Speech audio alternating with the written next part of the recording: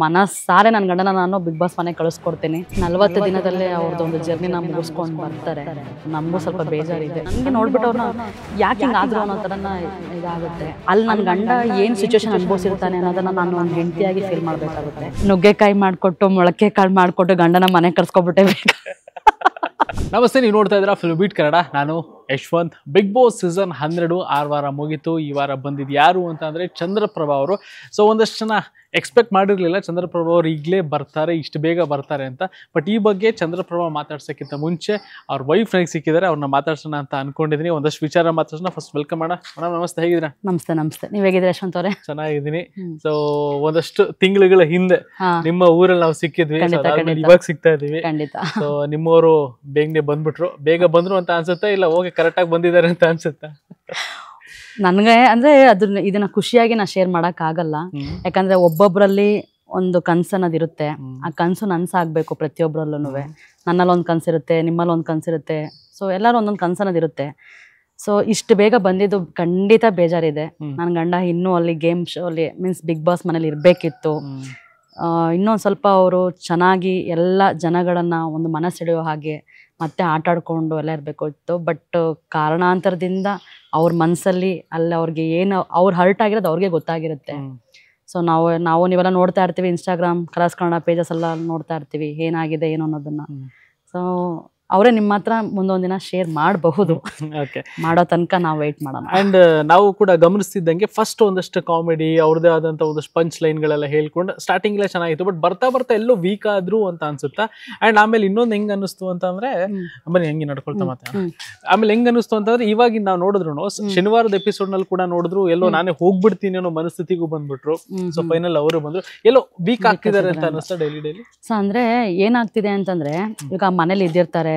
So ಹೇಳ್ದಂಗೆ big boss ಮನೇಲಿ ಅಲ್ಲೊಂದು ಟೈಮು ಮತ್ತೊಂದು ಮಗ್ದೊಂದು ಏನೂ ಸಹ ಅಲ್ಲಿ ಅವ್ರಿಗೆ ಏನು ಗೊತ್ತಿರಲ್ಲ. ಮತ್ತೆ ಅಲ್ಲಿ ಗೊತ್ತಲ್ಲ, ಇವ್ರಿಗೇನಾದ್ರು ಮಾಡಕ್ ಹೋದ್ರೆ ಅವ್ರೇನಾದ್ರು ಹೆಸರು ತರೋ ಅಂಥದ್ದು ಆ ಥರ ಎಲ್ಲ ಕೆಲವೊಂದ್ರೆ ಇರ್ತದೆ. ಸೊ ಅದನ್ನ ಅವ್ರ ಮನಸ್ಸಲ್ಲಿ ಅವ್ರಿಗೆ ಏನಾದ್ರು ಒಂದು ಹರ್ಟ್ ಆಗಿರುತ್ತೆ. ಒಂದು ಆ್ಯಸ್ ಎ ಪರ್ಸನ್ ಅವರು ಎಲ್ಲಾರನ್ನೂ ಮನರಂಜಿಸ್ಕೊಂಡು ಕಾಮಿಡಿ ಮಾಡ್ಕೊಂಡು ಅಷ್ಟು ಚೆನ್ನಾಗಿದ್ದಂತಹ ಮನುಷ್ಯ ಆ ಮನೇಲಿ ಆ್ಯಸ್ ಎ ಸಡನ್ಲಿ ಬರ್ತಾರೆ ಅಂದ್ರೆ ಆ ಬ್ರೇಕ್ ಅವ್ರಿಗೆ ಅವರೇ ತಗೊಂತಿದ್ದಾರೆ. ಮತ್ತೆ ಮನೆಯವ್ರಗಳ ನೆನಪಾಯ್ತೇನೋ, ನನ್ನನ್ನು ಸ್ಪೆಷಲಿ ನೆನ್ಸ್ಕೊಂಡ್ರೇನೋ ನನ್ನ ಹಸ್ಬೆಂಡ್ ಎಲ್ಲ ಕೇಳ್ತಾರೆ. ನುಗ್ಗೆಕಾಯಿ ಮಾಡಿಕೊಟ್ಟು ಮೊಳಕೆ ಕಾಳು ಮಾಡಿಕೊಟ್ಟು ಗಂಡನ ಮನೆ ಕರ್ಸ್ಕೊಬಿಟ್ಟೆ ಅಂತೆಲ್ಲ ಹೇಳ್ತಾರೆ. ಖಂಡಿತವಾಗ್ಲೂ ಇಲ್ಲ, ಅದನ್ನ ಅವ್ರನ್ನ ಸ್ಟ್ರಾಂಗ್ ಮಾಡ್ಲಿ ಅಂತ ನಾನು ನುಗ್ಗೆಕಾಯಿನೂ ಮೊಳಕೆ ಕಾಳು ಕೊಟ್ಟು. ಸರ್ ನುಗ್ಗೆಕಾಯಿ ಮೆಂಟಲಿ ಸ್ಟ್ರಾಂಗ್ ಆಗ್ತಾರೆ ಸರ್. ಹೌದಾ? ನಿಜಾನಾ?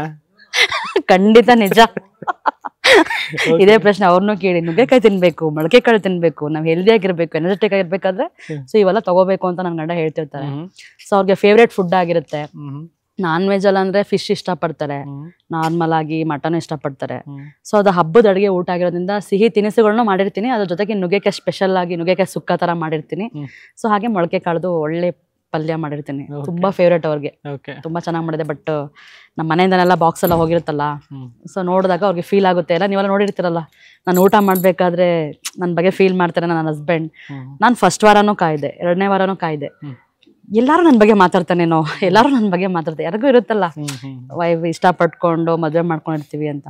ಸೊ ಫಸ್ಟ್ 2 ಅಂದ್ರೆ ಫೀಲಿಂಗ್ಸ್ ಅನ್ನೋದು ಎಲ್ಲರಿಗೂ ಮನಸ್ಸಲ್ಲಿ ಇರುತ್ತೆ. ಅದು ಓಪನ್ ಅಪ್ ಆಗಿ ಕೆಲವರು ಬಹಿರಂಗವಾಗಿ ಹೇಳ್ಕೊಳಲ್ಲ. ಬಟ್ ಯಾವಾಗ ಮನೆಯಿಂದ ಫುಡ್ ಬರುತ್ತೋ ಅವಾಗ ಓಪನ್ ಅಪ್ ಆಗಿ ನನ್ನ ಹೆಂಡ್ತಿನೇ ಕಳ್ಸಿರೋದು, ನನ್ನ ಹೆಂಡ್ತಿ ಕೈ ರುಚಿನೇ, ನಾನು ಅದನ್ನ ಅವ್ರು ನೋಡಿ ಸಪ್ರೇಟಾಗಿ ಕುತ್ಕೊಂಡು ಯಾರಿಗೂ ಕೊಡದೆ ತಟ್ಟೆ ಫುಲ್ ನುಗ್ಗೆಕಾಯಿ ಅವ್ರು ಹಾಕೊಂಡು ಎಲ್ಲ.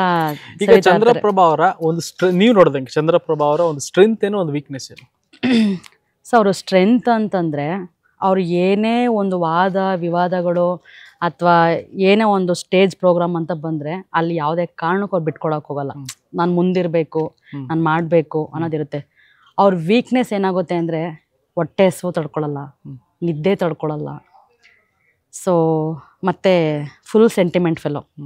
ನಮ್ಮ ಮಾವವರು ಗವಿರಂಗಯ್ಯವರು ಮತ್ತು ನಮ್ಮ ಅತ್ತೆ ಋಷಭಾದೇವಿ ಮತ್ತು ಸ್ಪೆಷಲಿ ನನ್ನನ್ನು, ಸ್ಪೆಷಲಿ ಅವರನ್ನು. ಸೊ ಮನೆ ಮಠ ಅಂತ ನೆನೆಸ್ಕೊಂಡಾಗ ಅಲ್ಲೂ ನಮ್ಮ ಅತ್ತೆಯವರು ಒಬ್ಬರೇ ಇರ್ತಾರೆ ಊರಲ್ಲಿ, ಇಲ್ಲಿ ನಾನು ಒಬ್ಬಳೇ ಇರ್ತೀನಿ ಅನ್ನೋದೆಲ್ಲ ಏನಾದರೂ ಅವ್ರಿಗೆ ಏನಾದರೂ ಮನದಟ್ಟಾಯಿತು ಅಥವಾ ಏನು ಅನ್ನೋದು ನಮಗೂ ಸ್ವಲ್ಪ ಬೇಜಾರಿದೆ. ಆ್ಯಕ್ಚುಲಿ ನನ್ನ ಗಂಡ ಬಿಗ್ ಬಾಸ್ ಮನೇಲಿ ಇನ್ನೂ ಇರಬೇಕಿತ್ತು, ಇನ್ನೂ ಎಲ್ಲ ಜನನ ಮನರಂಜಿಸ್ಬೇಕಿತ್ತು. ಬಟ್ ಆ ಖುಷಿ ನಮಗೂ ಮಿಸ್ ಆಯ್ತು. Okay okay. ಆಮೇಲೆ ಇನ್ನೊಂದು ಹೆಂಗಾಗುತ್ತೆ ಅಂತಂದ್ರೆ, ಈಗ ಬಿಗ್ ಬಾಸ್ ಮನೆ ಒಳಗಡೆ ಹೋಗ್ತೀವಿ ಅಂತ ಅಂದಾಗ ಒಂದಷ್ಟು ಟಾಸ್ಕ್ಗಳೆಲ್ಲ ಇರುತ್ತೆ. ಸೊ ನೀವೇನಾದ್ರೂ ಹೇಳಿದ್ಯಾ ಈ ತರ ಒಂದಷ್ಟು ಟಾಸ್ಕ್ಗಳು ನಿಮಗೆ ಬರ್ಬೋದು, ಈ ತರ ಫಿಸಿಕಲ್ ಟಾಸ್ಕ್ ಬಂದ್ರೆ ಈ ತರ ರೆಡಿ ಆಗಿ, ಮೆಂಟಲ್ ಟಾಸ್ಕ್ ಬಂದ್ರೆ ಈ ತರ ರೆಡಿ ಆಗಿ ಅಂತ ಏನಾದ್ರೂ ಡಿಸ್ಕಷನ್ ಆಗಿದ್ಯಾ ಮನೇಲಿ? ಸೊ ಅವ್ರಿಗೆ ಬಿಗ್ ಬಾಸ್ ಅನ್ನೋದು ಒಂದು ಫ್ಯೂ ಡೇಸಲ್ಲಿ ಅವ್ರಿಗೆ ಸೆಲೆಕ್ಟ್ ಆಗ್ತಾರೆ, ಕಾಲ್ಸ್ ಬರುತ್ತೆ, ನಾವು ನಮ್ಮೂರ್ ಮಲೆ ಮಾಸ್ಟರ್ ಬೆಟ್ಟದಲ್ಲಿ ಇರ್ತೀವಿ, ಬಂದ ತಕ್ಷಣ ಖುಷಿ ಆಗುತ್ತೆ. ಅಲ್ಲಿ ನಮಗೆ ಮಾತಾಡ್ಕೊಳ್ಳೋಕ್ಕೆ ಅವಕಾಶನೇ ಆಗಲ್ಲ ಸರ್. ಸಡನ್ಲಿ ಅಲ್ಲಿಂದ ಬ್ಯಾಂಗ್ಳೂರ್ ಬರ್ತೀವಿ, ಸ್ವಲ್ಪ ಪರ್ಚೇಸ್ ಇರುತ್ತೆ, ಪರ್ಚೇಸ್ ಮುಗಿಸ್ಕೊಂಡ ತಕ್ಷಣ ನೀನಾಗಿರೋ ಅಲ್ಲಿ ಅಂತ ಅಷ್ಟೇ ನಾನು ಹೇಳಿ ಕಳಿಸ್ದೆ. ಆಡ್ತಾ ಇದೆಯಾ ಇಡೀ ಅಂದರೆ ನಾನು ಆ್ಯಕ್ಚುಲಿ ಫಸ್ಟ್ ಅವ್ರು ಹೋಗ್ತಾರೆ ಅಂದ ತಕ್ಷಣ ಸ್ವಲ್ಪ ನನಗೆ ಅಷ್ಟು ದಿನ ಬಿಟ್ಟಿರಬೇಕು, ಗೊತ್ತಲ್ಲ, ಫೋನ್ ಕಾಲ್ಸ್ ಇರಲ್ಲ, ನೋಡೋಕ್ಕಾಗಲ್ಲ ಅಂದಾಗ ಯಾರಿಗಾದ್ರೂ ಹರ್ಟ್ ಆಗುತ್ತೆ. ಅದಕ್ಕೆ ಸ್ವಲ್ಪ ನನಗೆ ಫೀಲ್ ಆಯಿತು.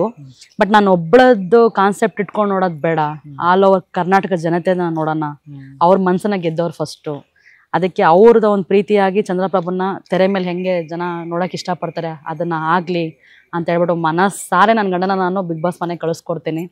ಬಟ್ 40 ದಿನದಲ್ಲೇ ಅವ್ರದ್ದು ಒಂದು ಜರ್ನಿನ ಮುಗಿಸ್ಕೊಂಡು ಬರ್ತಾರೆ. ಅದು ತುಂಬಾ ಹರ್ಟ್ ಇದೆ. ಈಗ ಜಂಟಿಯಾಗಿದ್ದಾಗ ಹೆಂಗ ಅನಿಸ್ತು ನಿಮ್ಗೆ? ಅವರ ಮತ್ತೆ ಸತೀಶ್ ಅವರ ಒಂದು ಕಾಂಬಿನೇಷನ್ ವರ್ಕ್ ಆಗ್ತಿದೆ ಅಂತ ಅನಿಸ್ತಾ, ಇಲ್ಲ ವರ್ಕ್ ಆಗ್ತಿಲ್ಲ ಅಂತ ಅನಿಸ್ತಾ ಸ್ಟಾರ್ಟಿಂಗ್? ಈಗ ಶೋಗೆ ಹೋದಾಗ ಸ್ಟಾರ್ಟಿಂಗ್ ಎಲ್ಲರಿಗೂ ಜಂಟಿ ಒಂಟಿ ಅನ್ನೋದು ಬಿಡ್ತಿರ್ತಾರೆ. ನನ್ನ ಗಂಡ ಸ್ಟಾರ್ಟಿಂಗ್ ಹೇಳ್ತಾರೆ, ಸರ್ ನಾನು ಇಷ್ಟು ದಿನ ನನ್ನ ಹೆಂಡತಿ ಜೊತೆ ನಾನು ಜಂಟಿಯಾಗಿ ಇದ್ಬಿಟ್ಟೆ, ನಾನು ಮನೆಯೊಳಗೆ ಹೋಗ್ಬೇಕಾದ್ರೆ ಒಂಟಿಯಾಗಿ ಹೋಗ್ತೀನಿ ಅಂತ. ಬಟ್ ಅದಕ್ಕೂ ಸಹ ದೇವ್ರ ಮೆಚ್ಚಲ್ಲ, ಅವ್ರನ್ನ ಜಂಟಿಯಾಗಿ ಒಳಗೆ ಕಳಿಸ್ತಾರೆ. ಸೊ ಸುದೀಪ್ ಸರ್ ಎಲ್ಲ ಹೇಳ್ತಾರೆ, ನೋಡಿ ನಿಮಗೆ ಒಂಟಿ ಅವಕಾಶ ಸಿಕ್ಕಿಲ್ಲ, ಜಂಟಿ ಅವಕಾಶ ಸಿಕ್ಕಿದೆ ಅಂತ ಹೇಳ್ತಾರೆ. ಸೊ ಅದಾದ್ಮೇಲೆ ಆ ಜಂಟಿತನದಲ್ಲಿ ಅವರು ಸ್ವಲ್ಪ ಮಿಸ್ ಮಾಡ್ಕೊತಾರೆ. ಸೊ ಅವ್ರ ತನನ ಅಲ್ಲಿ ಒಂಥರ ನಾವು ಅವ್ರನ್ನ ನೋಡೋದು, ಚಂದ್ರಪ್ರಭಾ ಅಂದ್ರೆ ಏನು, ಸೊ ಜನಗಳಿಗೆ ಅವ್ರು ಹೇಗೆ ಮೆಚ್ಚುಗೆ ಆಗಿದ್ರು. ಸೊ ಅದೇನಾದ್ರೆ ಕಟ್ಟಾಗ್ತಾಗ ಈಗ ನಾವೇ ನೋಡಿ, ಎಲ್ಲೋ ಒಂದ್ ಕಡೆನ ನಾವು ಇರಬೇಕು, ಎಲ್ಲೋ ಒಂದ್ ಕಡೆ ನಾವು ಸ್ಟೇಬಲ್ ಆಗಿರ್ಬೇಕು ಅಂದಾಗ ನಾವು ತುಂಬಾ ಹೊತ್ತಿರಕ್ಕಾಗಲ್ಲ. ಸೊ ಆ ಥರ ಏನಾದರೂ ಅವ್ರಿಗೆ ಸ್ವಲ್ಪ ಕಿರಿಕಿರಿ ಅನ್ಸಿರಬಹುದು. ಇವಾಗ ಹೇಳಿದ್ರಲ್ಲ, ತುಂಬ ಸ್ಟ್ರೆಸ್ ಆಗಿ ಅಲ್ಲಿ ಕೆಲವೊಂದು ವಾದ ವಿವಾದಗಳಾಗುತ್ತೆ, ತುಂಬ ಅವರು ಕಿರ್ಚೋದೆಲ್ಲ ಮಾಡ್ಬಿಡ್ತಾರೆ. ಅವ್ರು ನಂಗೆ ಅವಾಗ ನೋಡಿದಾಗ ಯಾಕೆ ಹಿಂಗೆಲ್ಲ ಆಗ್ತಾ ಇದ್ದಾರೆ ಅಂತ ನನಗೆ ನೋಡ್ಬಿಟ್ಟು ಅವ್ರನ್ನ ಯಾಕೆ ಹಿಂಗೆ ಆದ್ರು ಅನ್ನೋ ಥರನ ಇದಾಗುತ್ತೆ. ಸೊ ಅವ್ರಿಗೆ ನೀರು ಕುಡಿಬೇಕು ಅನ್ಸಿರುತ್ತೆ, ಅವ್ರ ವಾಶ್ರೂಮಲ್ಲಿ ಹಾಗೆ ಹೇಗೆ ಅಂತ ಪಾಪ ಏನೋ ಅಂತಾರೆ, ಅಲ್ಲೇನೋ ಕಾರಣಗಳು ಏನು ಬೇಕಾದ್ರೆ ಇರ್ಬೋದು, ನಾವು ಅದು ನೋಡೋದನ್ನೇ ಅಲ್ವಾ ಸರ್ ನಾವು ಹೇಳಕ್ ಸಾಧ್ಯ. ಸೊ ಏನಕ್ಕೆ ಹಿಂಗೆ ಆಗ್ತಾನೆ, ಬಟ್ ಜಂಟಿ ಅವ್ರಿಗೆ ಒಂದು ಸ್ವಲ್ಪ ಕಷ್ಟ ಕೊಟ್ಟಿರಬಹುದು, ಅದು ಅವ್ರ ಒಪಿನಿಯನ್ ಅವರೇ ಹೇಳ್ಕೊಂಡಿದ್ದಾರೆ, ಓಪನ್ ಅಪ್ ಆಗಿ ಅಲ್ಲೇ ಹೇಳ್ಕೊಂಡಿದ್ದಾರೆ. ಸೊ ಒಂಟಿಯಾಗಿ ಬಂದ್ಮೇಲೆ ಅವ್ರ ತಾಯಿಗೋಸ್ಕರ ಹಾಡಾಡಿದ್ದಾರೆ, ಸೊ ಮನೇನ ನೆನ್ಸ್ಕೊಂಡಿದ್ದಾರೆ, ಮತ್ತೆ ಕೆಲವೊಂದು ಫಿಸಿಕಲ್ ಗೇಮಲ್ಲಿ ಎಲ್ಲ ಫೈಟ್ ಕೊಟ್ಟಿದ್ದಾರೆ. ಅವರ ರಿಷಾ ಒಂದು ಕಾಂಬಿನೇಷನ್ ಹೆಂಗ ಅನಿಸ್ತು ನಿಮ್ಗೆ? ಯಾಕೆ ಸರ್ ಬೇಜಾರಾಯ್ತು? So as a show, Bigg Boss ಅನ್ನೋದು ಒಂದು ಶೋ. ಇವಾಗ ಅವ್ರ ಗಿಚ್ಚಿಗಿಲಿಲ್ಲೂ ಎಷ್ಟೋ ಆರ್ಟಿಸ್ಟ್ಗಳ ಜೊತೆ ಅವ್ರು ಮಾಡೋದೇ ಗೊತ್ತಲ್ಲ ಸರ್, ಡಬಲ್ ಮೀನಿಂಗ್ ಅಲ್ಲಿ ಎಲ್ಲ ಡ್ಯಾನ್ಸ್ ಮಾಡಿಸೋದು, ಆಟ ಆಡ್ಸೋದು, ಆಪಲ್ ತಿನ್ಸೋದು, ದ್ರಾಕ್ಷಿ ತಿನ್ಸೋದು, ಹೇಳಿ ಕೇಳಿ ಅವ್ರು ರಿಯಾಲಿಟಿನ ನೀವು ಕಣ್ ತುಂಬಿಕೊಳ್ಳಿ ಅಂತ ಮಾಡಿರೋದು. ಅವ್ರ ಮನೆ ಅಂದ್ರೆ ಅವ್ರ ಮನದಲ್ಲಿ ಫುಲ್ ನಾನೇ, ನಮ್ಗೆ ಒಂದು ಪ್ಲೇಸ್ ಅನ್ನೋದು ಕನ್ಫರ್ಮ್ ಆಗಿರುತ್ತೆ. ಅವ್ರು ಹೇಳಿ ಅಂದ್ರೆ ನಾವು ಇಷ್ಟಪಡ್ಬೇಕಂದ್ರೆ ಕೆಲವೊಂದೆಲ್ಲ ನಮ್ದು ಮಾತುಕತೆ ಎಲ್ಲ ಆಗಿರುತ್ತಲ್ವಾ, ಆ ರೀಲ್ ಬೇರೆ ರಿಯಲ್ ಬೇರೆ ಅಲ್ವಾ. ಸೊ ಅಲ್ಲಿ ಮನೆಯಲ್ಲಿ ಕೆಲವೊಬ್ಬರ ಜೊತೆ ಅದು ಮಾಡ್ತಾ ಇದ್ದಾರೆ. ಹಾಗೆ ಅಂದ್ರೆ ಸ್ವಲ್ಪ ಎಂತ ಹೆಂಡ್ತಿಗೂ ನೋಡಿದ್ರೆ ಸ್ವಲ್ಪ ಅನ್ಸುತ್ತೆ. ಅದಕ್ಕೆ ನಾನು ವಾರ್ನಿಂಗ್ ಎಲ್ಲ ಕೊಟ್ಟು ಬಂದಿದ್ದೆ. ಲಾಸ್ಟಲ್ಲಿ ಸುದೀಪ್ ಸರ್ ವಿಟಿ ಶೂಟ್ ಕರೆದಾಗ ನಾನು ಹೋಗಿ ಮಾತಾಡಿದಾಗ, ಅಲ್ಲಿ ಹಾಡು ಅಂತ ಕಳಿಸಿದ್ರೆ ನೀನು ಹಾಡಬಾರ್ದು, ಆಟನ ಆಡ್ಕೊಂಡು ಕೂತಿದ್ಯಾ, ಎಲ್ಲ ನೋಡ್ತಾ ಇದೀವಿ, ಎಲ್ಲ ಕಾಲ್ಸ್ ಎಲ್ಲ ಮಾಡ್ತಿದೆ, ಸೊ ನಿನ್ಗೋಸ್ಕರ ನಾನು ಕಾಯ್ತಾ ಇರ್ತೀನಿ, ನಿನ್ ಮನೆಗೆ ಬಾ ಬೇಗ ಅಂತ. ಸೊ ಅದು ವಾರ್ನಿಂಗ್ ಕೊಟ್ಟಂಗಿರುತ್ತೆ, ಪ್ರೀತಿ ಮಾಡ್ದಂಗೂ ಇರುತ್ತೆ ಅವ್ರಿಗೆ ಅಂತ ಹೇಳಿ ಇದು ಮಾಡ್ತೀವಿ. ಏನೂ ಇಲ್ಲ, ರಿಷಾನು ಆಟಾಡಿದ್ದಾರೆ, ಇವರು ಆಟಾಡಿದ್ದಾರೆ. ಇವಾಗ ಆಪೋಸಿಟ್ ಜೆಂಡರ್ ಅಲ್ಲಿ ಯಾರಿಗಾರು ಒಂದು ಅಟ್ರಾಕ್ಟ್ ಆಗೋದು ಸಹಜ ಇರುತ್ತೆ. ಅಲ್ಲಿ ಏನೋ ಒಂದು ಸಹಪಾಠಿ ಇರ್ಲಿ ಅಂತ ಇರ್ಲಿ, ಎಂಜಾಯ್ ಮಾಡ್ಲಿ ಸುಮ್ಮನೆ ಇದ್ದೆ. ಇವಾಗ ಬರ್ತಿದ್ದಂಗೆ ಹೆಂಗ್ ಕ್ಲಾಸ್ ತಗೊಂಡ್ರಿ ನೀವು? ಇಲ್ಲ ಬರ್ತಿದ್ದಂಗೆ ಏನು ಕ್ಲಾಸ್ ತಗೊಳ್ಳಿಲ್ವಾ? ಕ್ಲಾಸ್ ಅಂತ ಏನೂ ತಗೊಂಡಿಲ್ಲ. ಬಟ್ ಅವರು ಈ ಒಂದು ಶೋ ಅಲ್ಲಿ ಮಧ್ಯಾಹ್ನ ಡ್ರಾಪ್ ಔಟ್ ಮಾಡಿ ಬರೋದೇ ನಮ್ಗೆ ಒಂದು ಬೇಜಾರಾಗಿರುತ್ತೆ. ಸೊ ಅಂತ ಟೈಮಲ್ಲಿ ಅವ್ರನ್ನ ಬೇರೆ ಬೇರೆ ತರ ನಾವು ಪ್ರಶ್ನೆ ಮಾಡೋದಾಗ್ಲಿ, ಅಥವಾ ಅವ್ರಾಗಿ ಅವ್ರು ಹೇಳ್ಕೊಳೋ ತನಕ ನಾನು ಏನು ಕೇಳಬಾರ್ದು. ಇವಾಗ ಎಲಿಮಿನೇಷನ್ ಆಗದೆ ಅಕಸ್ಮಾತ್ ಈ ಮುಂಚೆ ಸ್ವಲ್ಪ ಹೊತ್ತಿಗೆ ತಗೊಂಡಂತ ನಿರ್ಧಾರ, ನಾನೇ ಮನೆಯಿಂದ ಹೋಗ್ತೀನಿ ಅಂತ ಅಂದಾಗ ಅವಾಗ್ಲೇ ಡೋರ್ ಓಪನ್ ಆಗ್ಬಿಟ್ಟು ಅವ್ರ ಮನೆಯಿಂದ ಆಚೆ ಬಂದ್ಬಿಟ್ಟಿದ್ರೆ ನಿಮ್ಮ ರಿಯಾಕ್ಷನ್ ಹೆಂಗಿರೋದು? ಎಲಿಮಿನೇಷನ್ ಆಗದೆ ಅವ್ರಾಗೆ ಸ್ವತಃ ಬಂದಿದ್ರೆ ಸರ್ ರಿಯಾಕ್ಷನ್ ಆಗಿರೋದಂದ್ರೆ ಕೋಪ ಇರ್ತೈತೆ ನನಗೆ. ಯಾಕೆ ನೀನು ಹೋಗಿರೋದೇ ಬಿಗ್ ಬಾಸ್ ಮನೆ ಕನಸು ಅಂತ ಹೇಳಿ ಹೋಗಿರ್ತೀಯಾ, ಅದ್ರಲ್ಲಿ ನಾನು ಗೆಲ್ಲಬೇಕು, ಎಲ್ಲರಿಗೂ ಗೆಲ್ಲೋ ಅನ್ನೋದು ಇರುತ್ತೆ. ವಿಕ್ಟ್ರಿ ಅನ್ನೋದು ಅಲ್ಲಿ ಒಬ್ರಿಗೇನೆ ಸಿಗೋದು, ಆ ವಿಕ್ಟ್ರಿನ ನಾವು ಪಡ್ಕೋಬೇಕನ್ನೋದು ಅವ್ರ ಮನದಟ್ಟಾಗಿರುತ್ತೆ. ಬಟ್ ಅವರು ತಕ್ಷಣ ಬರ್ತಾರೆ ಅಂತಂದ್ರೆ ಯಾರಿಗೆ ಆದರೂ ಸರ್ ಅಲ್ಲಿ ನನ್ನ ಗಂಡ ಏನ್ ಸಿಚುವೇಶನ್ ಅನುಭವಿಸಿರ್ತಾನೆ ಅನ್ನೋದನ್ನ ನಾನು ಒಂದು ಹೆಂಡತಿಯಾಗಿ ಫೀಲ್ ಮಾಡ್ಬೇಕಾಗುತ್ತೆ. ಬಟ್ ಅವ್ರ ತಕ್ಷಣ ಬಂದಾಗ ಖಂಡಿತವಾಗ್ಲೂ ನನಗೂ ಕೋಪ ಇತ್ತು. ಮನೆಗೆ ಬಂದಾಗ ಅವರೆಲ್ಲ ಕೆಲವೊಂದು ಭಾವನೆಗಳನ್ನ ನನ್ನ ಹತ್ರ ಹಂಚ್ಕೊಂಡಾಗ, ನೀನ್ ಯಾಕೆ ಹಿಂಗ್ ಮಾಡ್ದೆ, ಹಿಂಗ್ ಮಾಡ್ಬಾರ್ದಿತ್ತು, ನೀನ್ ಇರ್ಬೇಕಿತ್ತು, ನೀನ್ ಆಡ್ಬೇಕಿತ್ತು. ಅದು ಎಲಿಮಿನೇಷನ್ ಆಗಿಲ್ಲ ಅವರು, ನೀನ್ ಸಡನ್ಲಿ ಹಿಂಗ್ ಬರೋ ಅಂತದ್ದು ಯಾಕೆ ಹಿಂಗ್ ಬೇಕಿತ್ತು, ಏನ್ ನೆನಪಾಯ್ತು ಅಂದ್ರೆ ತಗೊಳೋದಿದೆ. ಇವಾಗ ಬಂದಿದ್ದಾರೆ. ಇವಾಗ ಚಂದ್ರಪ್ರಭಾ ಅವ್ರ ಒಳಗಡೆ ಇದ್ದಾಗ ಅವರಿಗೆ ಒಂದು ಸರಿಯಾಗಿ ಕಾಂಪಿಟೇಟರ್ ಅಂತ ಅನ್ಸಿದ್ ಯಾರು ನಿಮ್ಗೆ? ಚಂದ್ರಪ್ರಭಾ ಅವರು ಅವ್ರಿಗೆ ಕಾಂಪಿಟೇಟರ್ ಯಾರಾಗಿದ್ರು? ಗಿಲ್ಲಿನೇ ಆಗಿದ್ರು. ಸರಿಯಾದ ಕಾಂಪಿಟೇಟರ್ ಗಿಲ್ಲಿನೇ ಆಗಿರ್ತಾರೆ. ನಾನು ಗಿಲ್ಲಿನೇ ಮಾಡ್ತೀನಿ.